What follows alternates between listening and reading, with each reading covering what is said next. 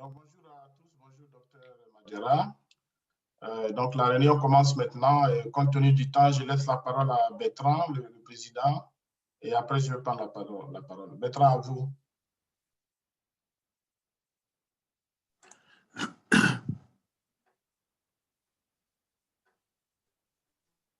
Allô, Bertrand? Bonjour.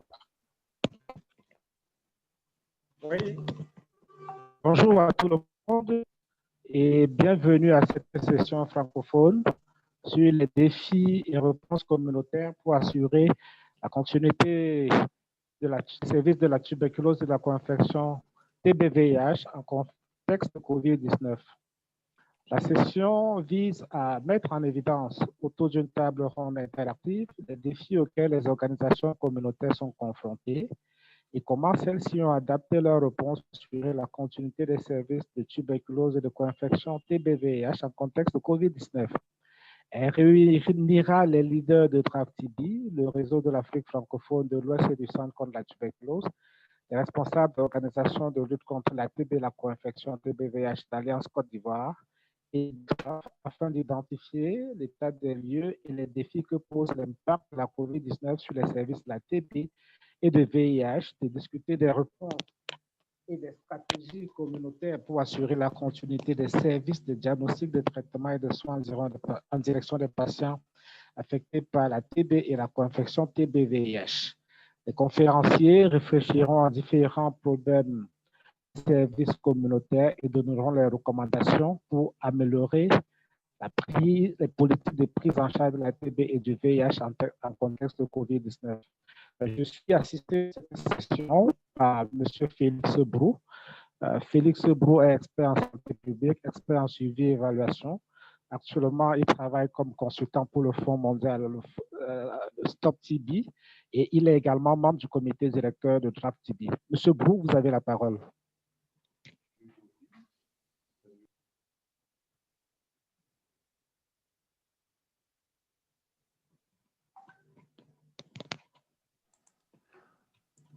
Félix, ton micro est fermé.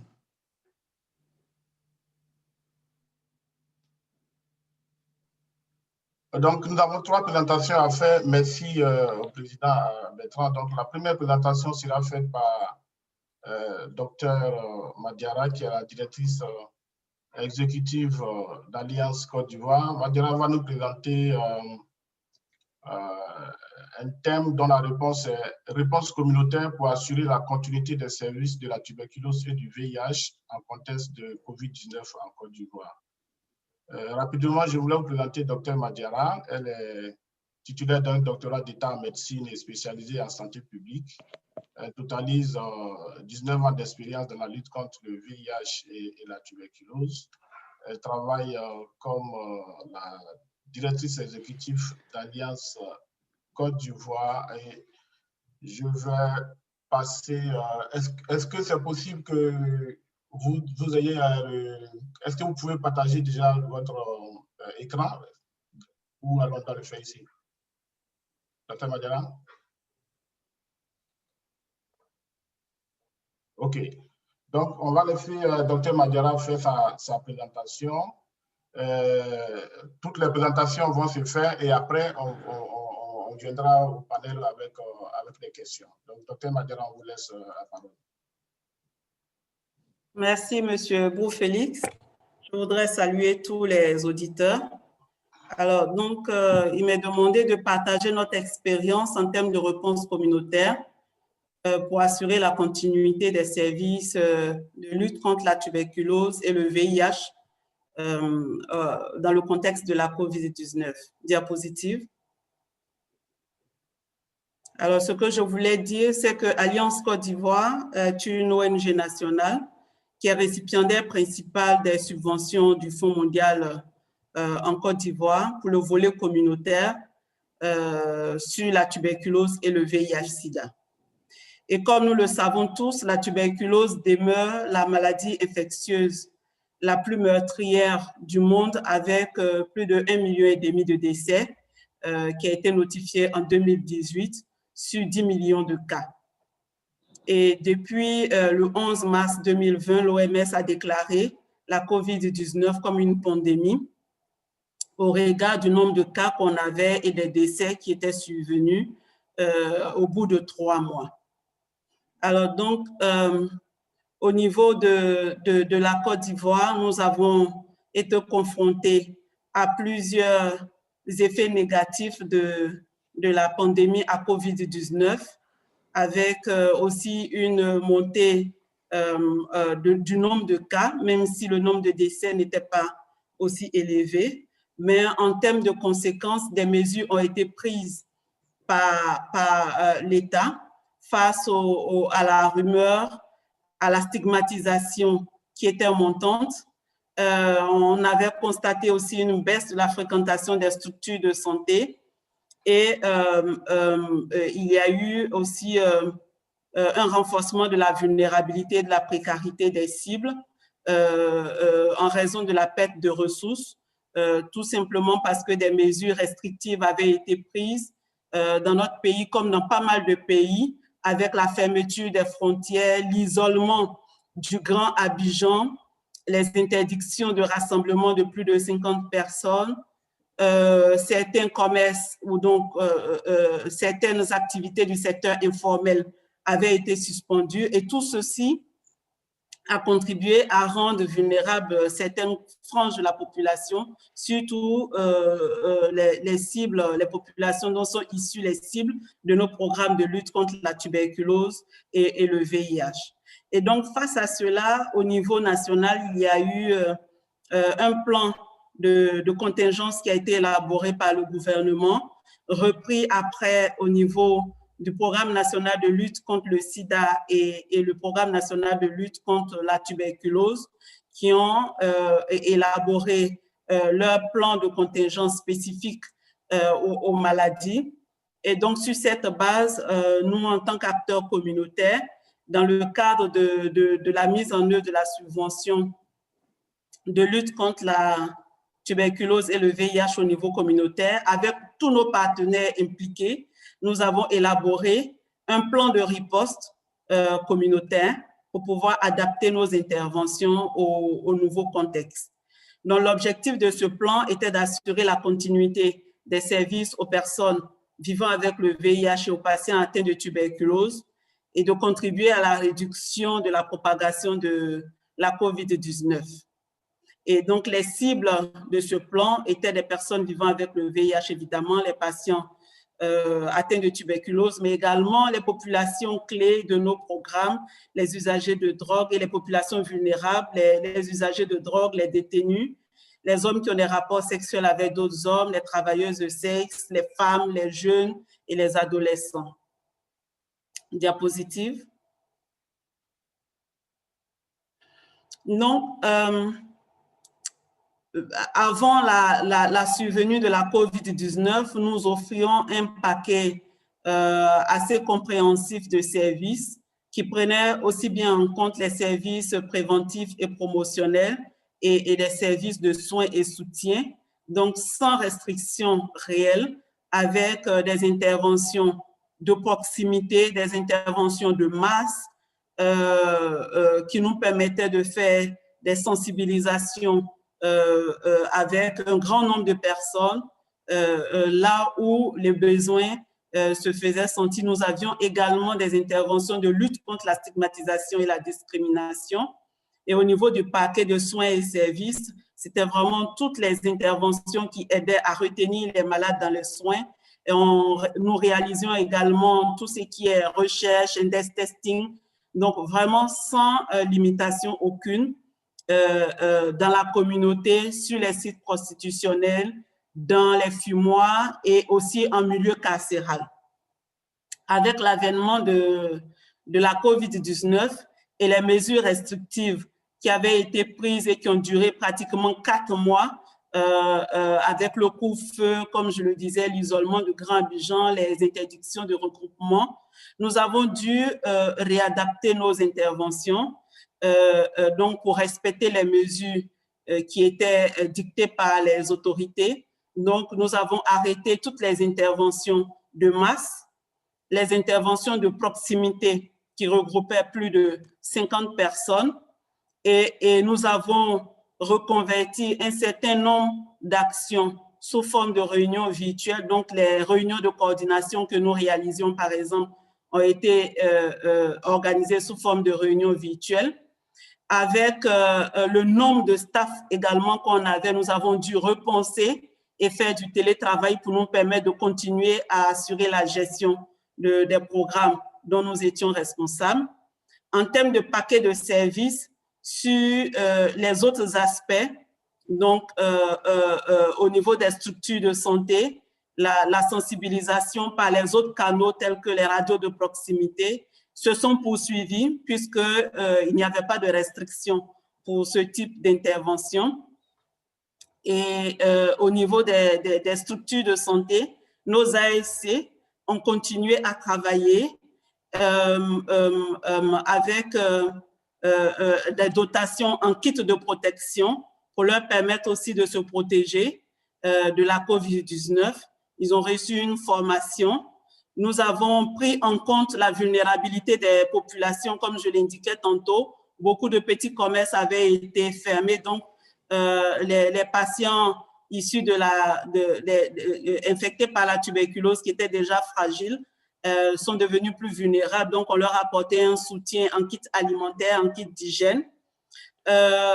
Pour réduire le risque de contamination, donc des dotations de 3 mois ont été données pour les patients qui étaient sous traitement ARV, et avec le programme national de lutte contre la tuberculose, il a été convenu de donner des dotations d'1 mois pour les patients TB.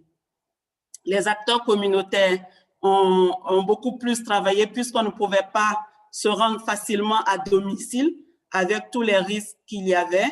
Donc, il y a eu un renforcement du suivi par le téléphone, donc avec des relances téléphoniques, des appels téléphoniques réguliers. Donc, nous avons dû renforcer la dotation en crédit de communication pour les acteurs.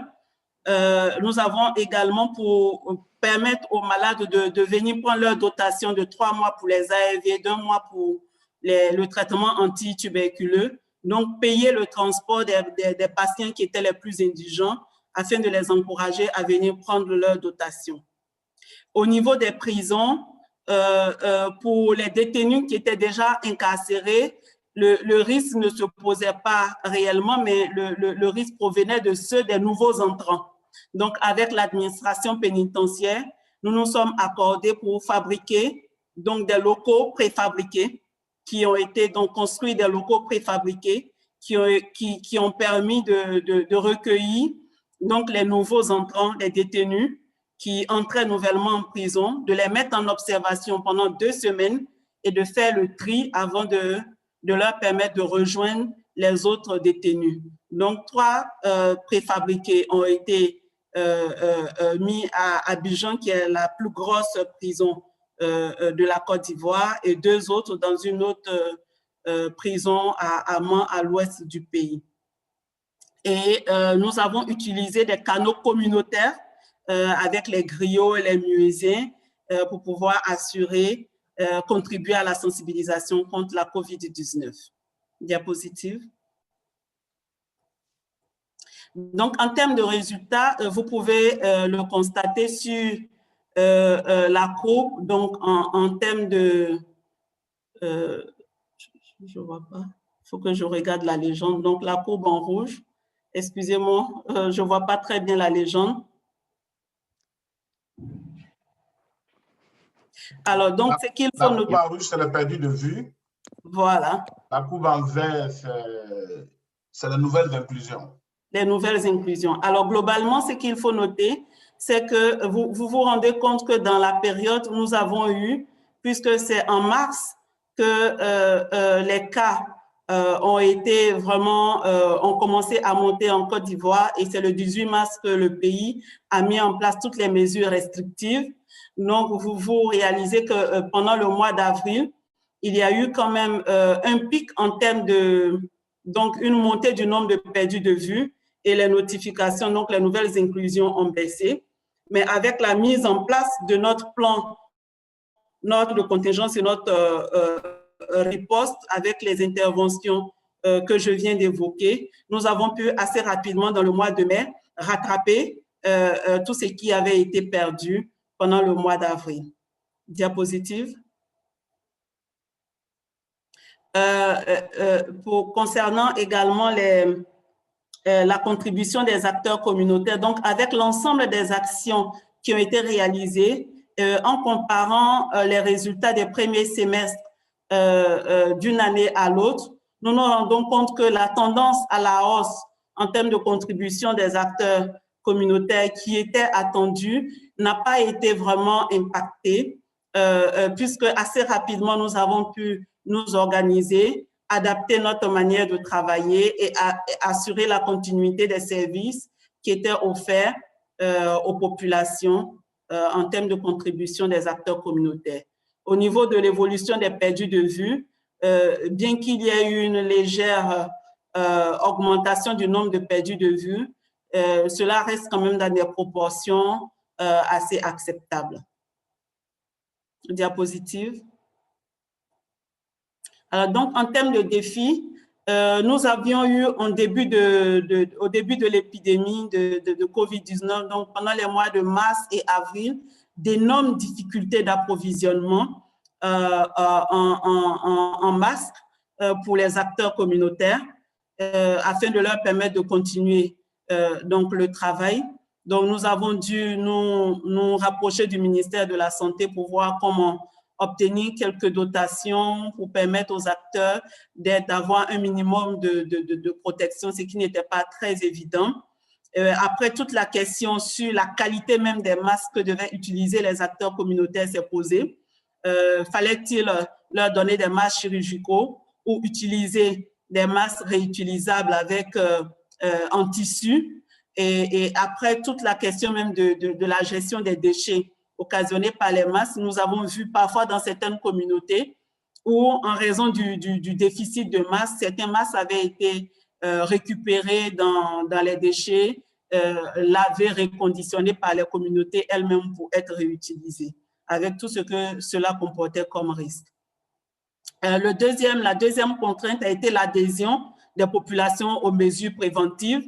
Nous avons été confrontés à beaucoup de problèmes liés aux rumeurs et également actuellement, nous constatons un relâchement au niveau de l'adhésion aux différentes mesures préventives. La difficulté suivante dont j'ai beaucoup parlé est relative à la vulnérabilité des populations cibles que nous adressons et malgré la normalisation de la situation, plusieurs parmi elles continuent d'être vulnérables et n'ont pas pu remonter la pente. L'expérience que nous avons eue nous montre qu'il y a quand même une nécessité de pouvoir documenter l'expérience acquise par les acteurs communautaires afin de mieux nous préparer, donc permettre d'être mieux aguerris à répondre aux situations de crise sanitaire.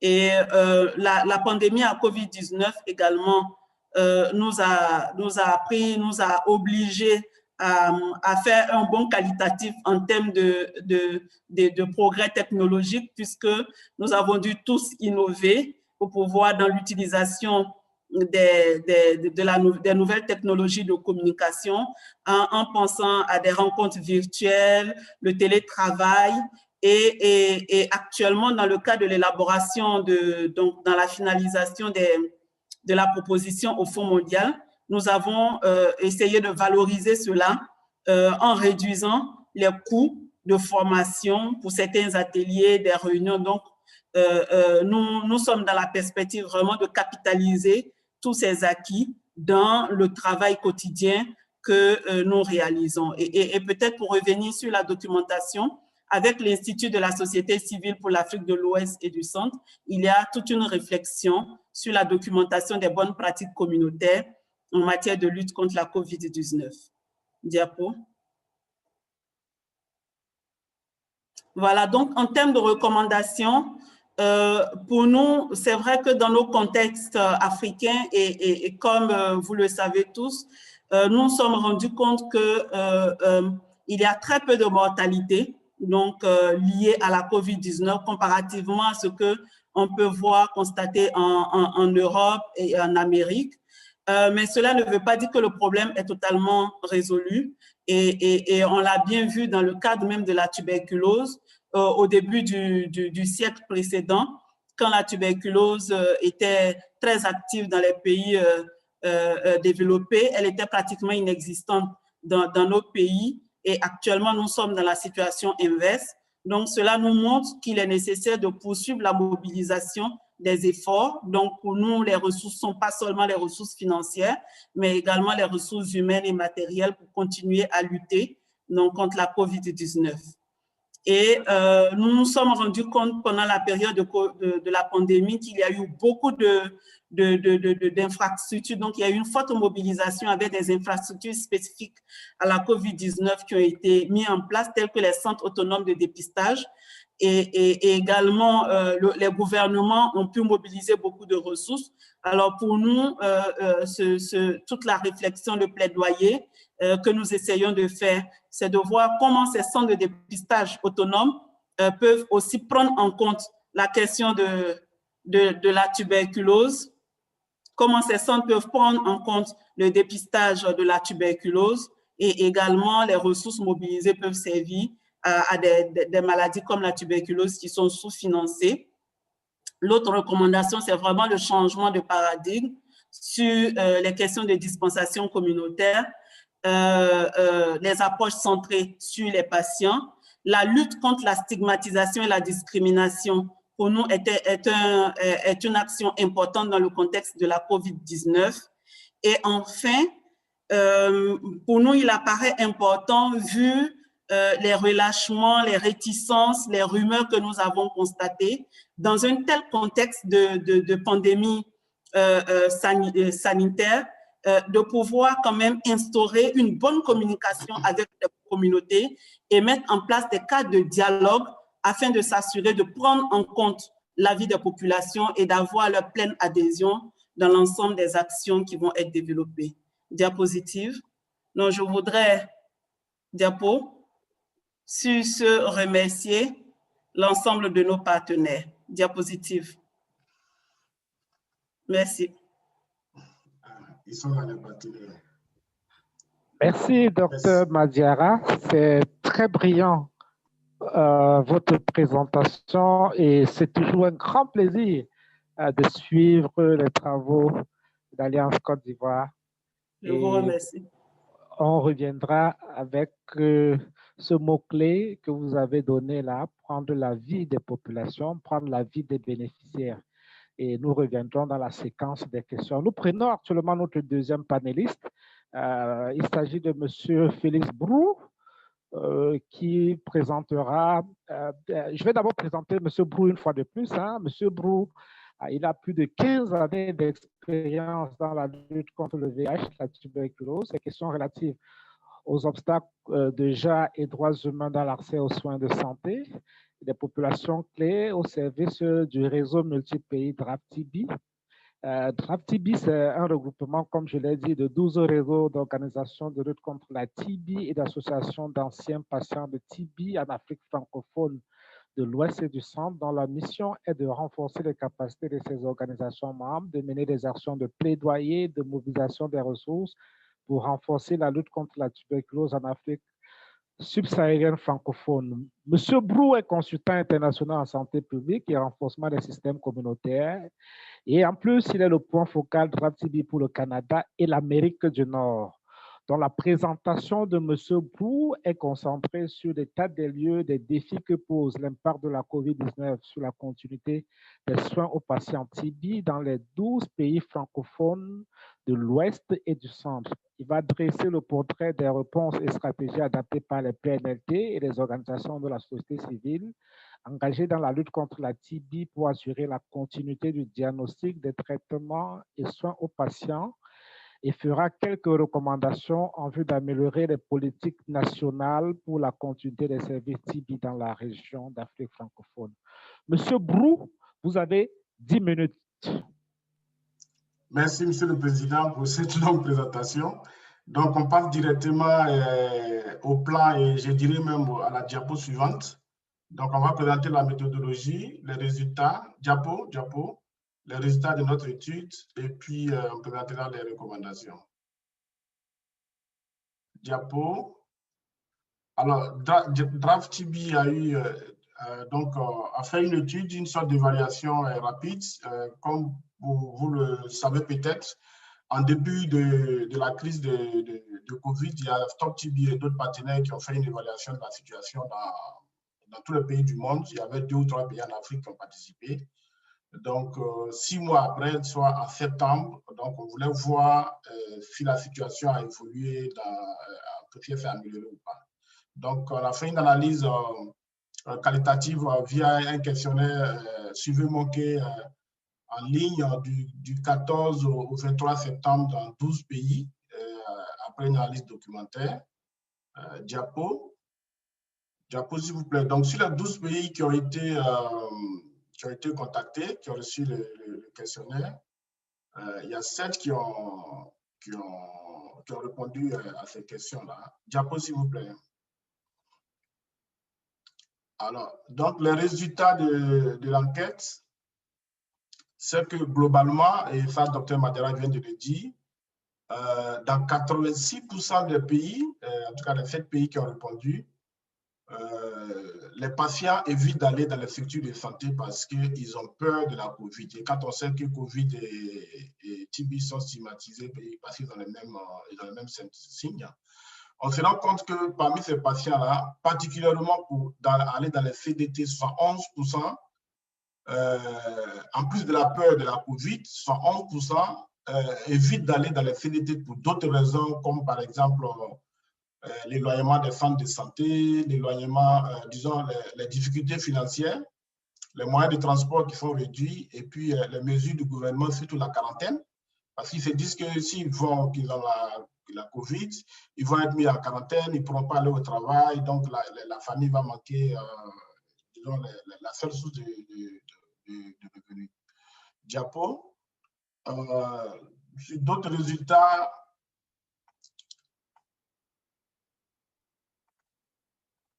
on se rend compte aussi que du point de vue des difficultés, au début de la crise, il y a 69% des pays qui ont arrêté, par exemple, les activités communautaires, parce que tout ce qui est centre de santé comme c'est public, c'est resté ouvert dans tous les pays, mais les activités communautaires ont été arrêtées dans 29% des pays pour attendre jusqu'à ce que ces agents de santé communautaire soient dotés en équipement de protection, surtout les masques.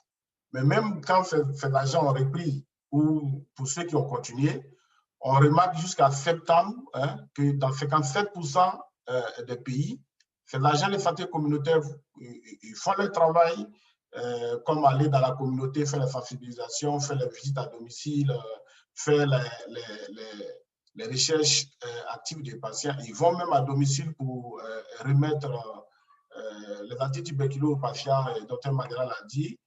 Mais malgré tout cela, ils le font sans masque au risque d'être contaminés de la COVID-19. Diapo. Il y a plusieurs autres défis, mais on a pris les principaux défis.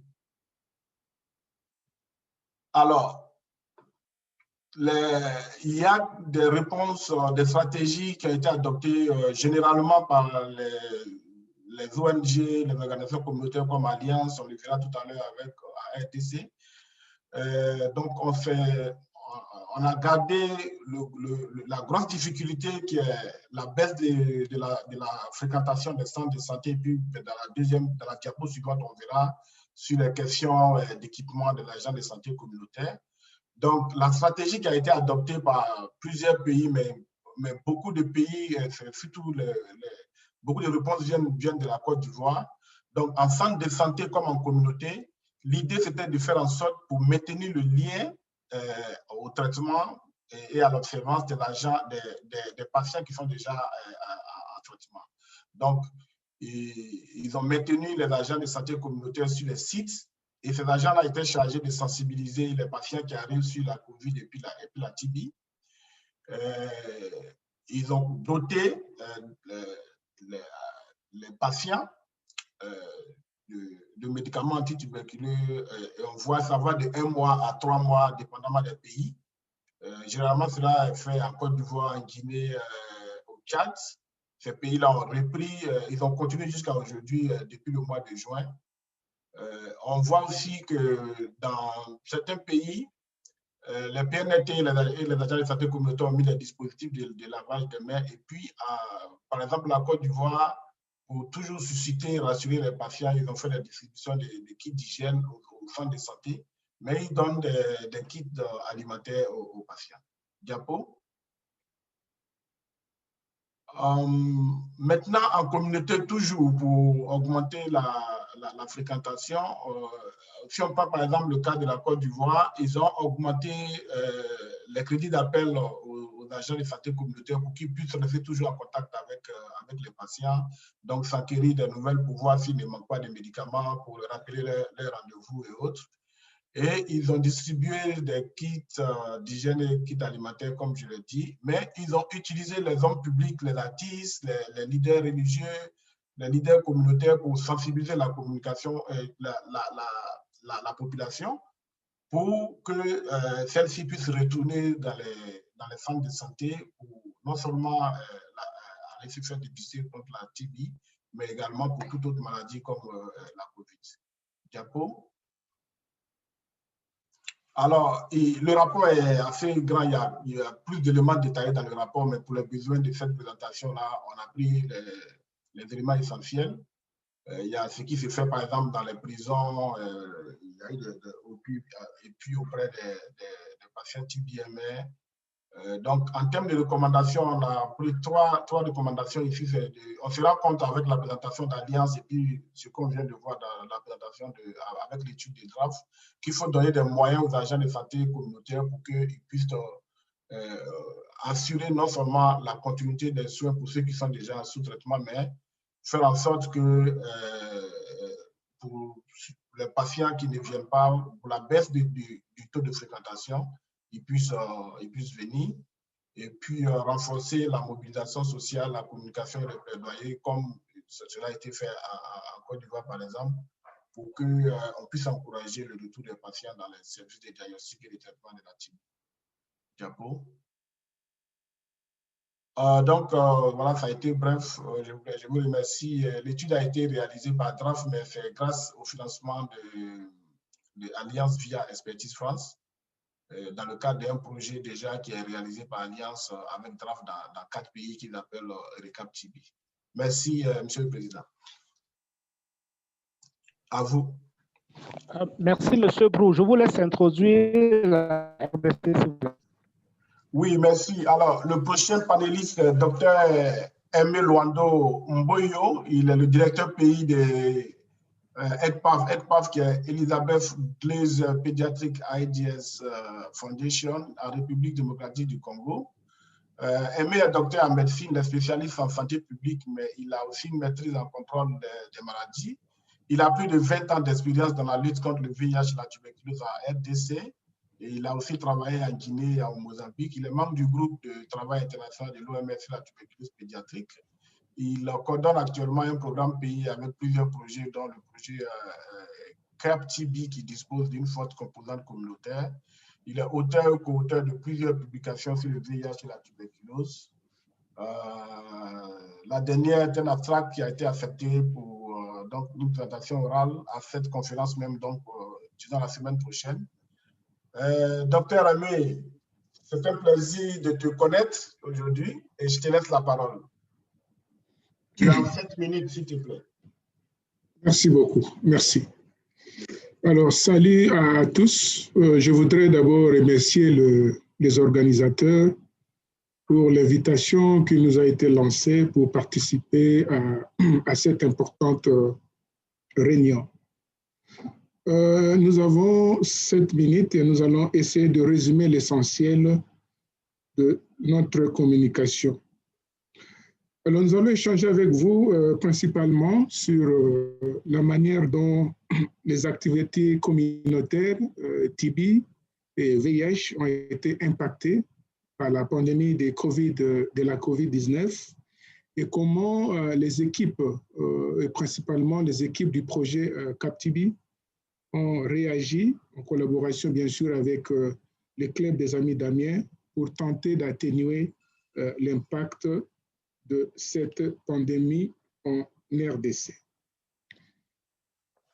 Très rapidement, comme vous le voyons, RDC, quand vous lisez le dernier rapport de la tuberculose 2020, ça reste encore un pays très, très touché par la tuberculose, même si la prévalence du VIH est relativement faible. Donc, on est vraiment dans une situation de haute prévalence TB et à côté de ça, malheureusement, la détection est encore à 50-51%. Donc, il y a encore beaucoup de cas manquants, dont les enfants, par rapport au dépistage et au traitement. Alors, rapidement, la COVID, c'est pratiquement au même moment, parce que j'ai vu aussi la Côte d'Ivoire, c'était au mois de mars. Bon, au Congo, c'était en mars, le 10 mars plus exactement, où on a notifié le premier cas. Et à ce jour, plus de 10 000 cas sont rapportés par le Comité national de riposte. Et puis, en RDC, depuis 2016, la réponse communautaire est coordonnée par la plateforme Stop TB. Prochain slide. Voilà, ici, nous voulons vraiment être concrets par rapport à un projet. Tout à l'heure, Félix a parlé du projet CapTB et notre intervention va se focaliser principalement au niveau de ce projet-là, qui est un projet qui consiste à développer des modèles innovatifs pour améliorer la détection et la prise en charge de la tuberculose, la prévention, la détection, la prévention et la prise en charge de la tuberculose pédiatrique. Et pour ça, nous avons une grande composante communautaire et nous travaillons, comme je l'ai dit tout à l'heure, en collaboration avec le Club des Amis d'Amiens, qui est un grand club, une grande ONG locale constituée d'anciens tuberculés. Et c'est le Club des Amis d'Amiens qui constitue notre partenaire préférentiel, justement, dans la mise en œuvre de ce paquet qui est devant vous, et un paquet qui va de la sensibilisation jusqu'au plaidoyer, et qui, à ce jour, je veux vous dire que a un impact énorme. On voit déjà avec les données préliminaires, par exemple, que le nombre d'enfants mis sous prophylaxie a été multiplié par 12 dans le contexte de ce projet, avec ce paquet communautaire, avec des agents de santé communautaires qui vont dans les maisons investiguer, référer les présumés vers les structures de santé, etc. Donc, ce paquet a vraiment permis de booster sérieusement la détection et la prise en charge de la tuberculose pédiatrique. Tout à l'heure, Félix l'a dit, il y a un abstract qui va passer la semaine prochaine et qui va aller un peu dans les détails. Et voilà, next slide. Pendant qu'on était content, la COVID descend. Et il vient vraiment perturber les choses. Avec ces avancées communautaires qui ont ont produit des résultats assez encourageants dans le cadre de ce projet qui est essentiellement basé à Kinshasa. La COVID atterrit, bouscule tout, dont les activités communautaires. Et ici, nous allons nous focaliser sur deux choses. Il y a déjà pas mal de choses qui ont été dites par Dr Madiara et même dans la présentation de Félix, parce que le contexte africain est presque le même. Mais ici, je vais insister plus sur deux choses. La suspension des activités communautaires. Donc, il a été décidé comme ça d'un jour au lendemain qu'il ne fallait plus faire les activités communautaires. Et ça a été vraiment fait de manière assez un peu rapide. Et vous voyez que pratiquement de la sensibilisation, les investigations, tout cela a été mis en stand-by. Et là, il y avait un arrêté de programme et même des autorités sanitaires provinciales pour suspendre les activités communautaires, d'autant plus qu'on ne savait pas très bien dans quelle direction les choses allaient évoluer. Et puis, le deuxième aspect, la baisse de la fréquentation des CSDT, Félix l'a bien développé tout à l'heure. Donc, ces deux défis ont vraiment joué sur les performances du projet et on va le voir après dans l'autre slide, comment cela a bousculé le projet par rapport à certains indicateurs clés. Alors ici, je vais m'attarder plus sur la réponse au niveau de la RDC. La première chose, c'était, on peut dire que la réponse pour le premier défi, on peut le situer à 3 niveaux. Le premier niveau, c'est le plaidoyer. Donc, les acteurs communautaires, le Stop TB RDC, ils ont fait un plaidoyer très puissant pour démontrer aux autorités qu'au lieu de suspendre les activités communautaires, il y avait plutôt lieu de le repenser et les adapter par rapport au contexte. Parce qu'entre-temps, le Club des Amis d'Amiens avait fait une étude localement qui a démontré pratiquement le même résultat que ce que Félix a montré, qu'il y avait pas mal de problèmes et qu'il fallait repenser les activités communautaires. Ce qui a été obtenu, et puis la mesure a été levée, mais à condition de développer les SOP et former les acteurs communautaires, les équiper pour qu'ils puissent assurer ce que nous appelons aujourd'hui les activités communautaires protégées. Et cela a été fait, les acteurs communautaires ont été formés, ils ont reçu des équipements de protection individuelle avec le financement de Unitaid. Et tout cela a fait en sorte que les choses ont repris et on va voir tout à l'heure dans les données que cela a permis quand même d'atténuer l'impact de la COVID qui était très fort au niveau du deuxième trimestre. Aussi intéressant, c'est que l'utilisation des téléphones mobiles a pris quand même une place particulière dans ces contextes. En dehors des réunions virtuelles, ainsi de suite, et surtout l'utilisation pour soutenir l'adhérence des patients au traitement. Et ça, c'est quelque chose de très, très intéressant qui a permis, tant soit peu, de maintenir les contacts avec les malades et de les aider à respecter le traitement. En RDC, on a également fait les dots familiales. On donnait de 15 jours à 1 mois aux malades au lieu de passer chaque semaine comme le protocole le disait. Et au niveau de la fréquentation, comme vous pouvez le lire, il y a eu vraiment des actions de sensibilisation pour éduquer la population, donner les bonnes informations à la population, leur demander, en cas de problème, d'aller dans les centres pour se faire tester, de réduire la stigmatisation. Donc, il y a quand même une réponse aussi, COVID, par rapport à ça. Et c'est normal, les communautaires ont une très grande expérience et ils ont mis cette expérience au service de la COVID. Next slide, s'il vous plaît. Voilà, très rapidement, comme vous pouvez le voir, un peu quelques indicateurs clés. En résumé, ici, c'est 4 au Q2. Donc, comme vous pouvez le voir, il y a une chute pratiquement partout. Et au Q3, on commence à remonter. Ça montre vraiment une fois de plus que quand on lâche les activités communautaires, on peut avoir des conséquences terribles dans l'efficacité de la lutte. Next slide. Le dernier, s'il vous plaît. Voilà, donc en termes de recommandations, nous en avons retenu 2. La première, c'est vraiment mettre les communautaires à leur place. Il y a l'expertise, il faut capitaliser, il faut mettre les moyens pour avancer. Parce que sinon, c'est compliqué, on l'a expérimenté avec la suspension des activités communautaires. La courbe de performance a subi un choc très puissant. Et enfin, avec la COVID, on a vu aussi qu'il faut renforcer les capacités des acteurs communautaires pour l'utilisation efficiente des plateformes digitales.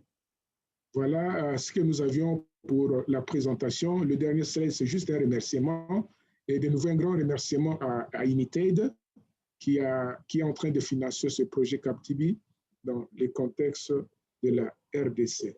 Je vous remercie. Merci beaucoup, Dr Aimé. J'avais des questions pour Félix? Félix? Oui. Félix? Oui, oui, Bertrand. Allô, Bertrand, j'écoute. Allô? Monsieur. Pardon? Il nous reste 5 minutes pour clôturer la réunion. Il nous reste même 2 minutes. Donc, voilà, merci. Je voulais faire rapidement une petite synthèse. J'avais des questions, mais je vais plutôt faire une petite synthèse. Donc, au niveau de Alliance Côte d'Ivoire, on a vu les défis. Ce qu'on a remarqué, c'est qu'Alliance adapté sa réponse. Ils ont fait un plan de contingence. Et malgré tous ces grands défis-là, les résultats sont restés bons. J'ai envie de dire même c'est fabuleux. Ils ont maintenu, même si on remarque un petit regain de 0,5%, mais dans ce contexte-là, je pense que c'est plutôt positif. Ils ont même amélioré aussi les pertes de vue aussi au niveau du VIH. On sait que c'est une grande problématique. Quand on regarde aussi au niveau de la RDC, c'est vrai, on a encore une baisse de plus de 40% dans les 3 principaux indicateurs, la fréquentation, la notification et puis l'initiation du TPT.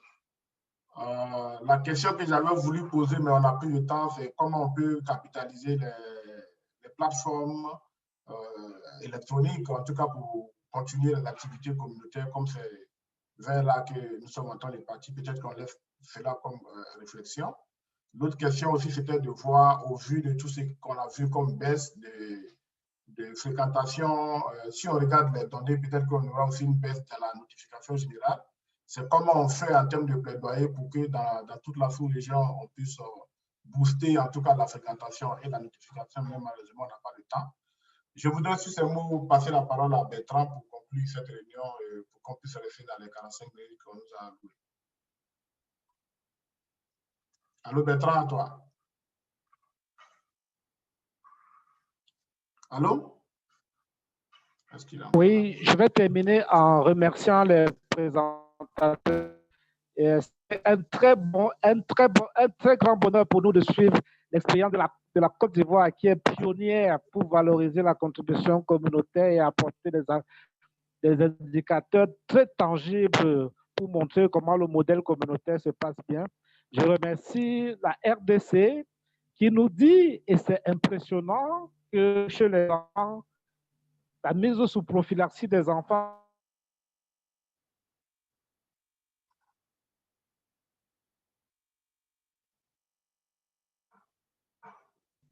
je disais que en RDC, la mise sous prophylaxie des enfants qui a doublé par 12, il y avait cette enquête de Draft TB dans le cadre du projet Recap TB qui nous montre des évidences sur les défis communautaires.